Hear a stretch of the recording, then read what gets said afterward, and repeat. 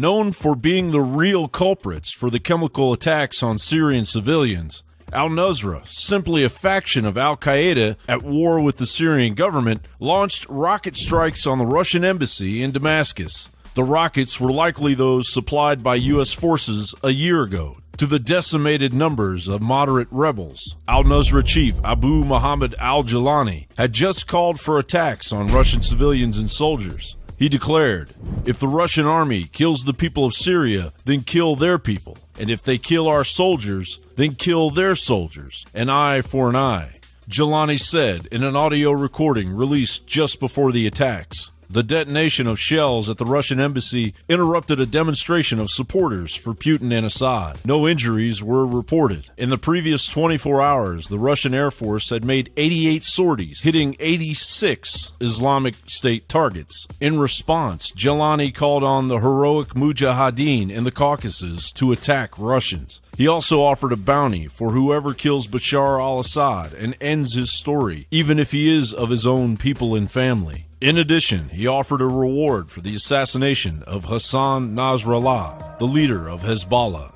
in Lebanon.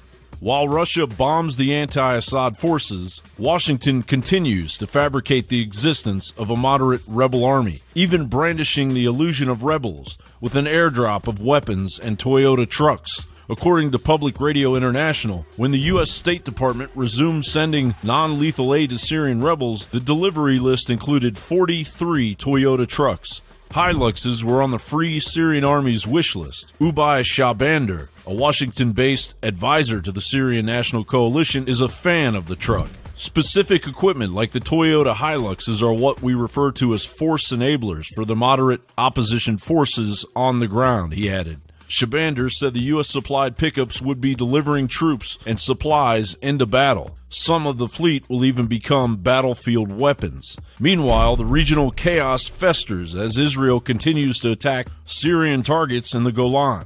In response to the rocket fire, IDF artillery targeted 2 military posts of the Syrian armed forces in the central Syrian Golan Heights, an Israeli army statement said on Tuesday. Now, the reckless Obama administration has approved arming the Kurdish YPG militia, a group that is engaged in ethnic cleansing in Syria, forcing thousands of Syrian civilians from their homes. America leads. We're the indispensable nation. Mr. Putin seems to be challenging that leadership.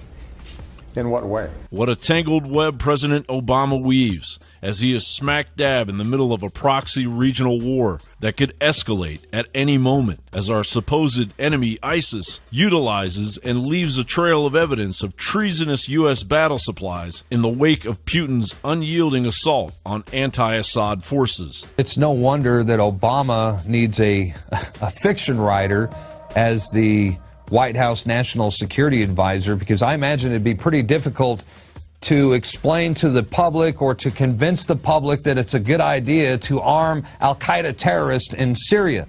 That, my friends, that's a tough sell. John Bound for Infowars.com.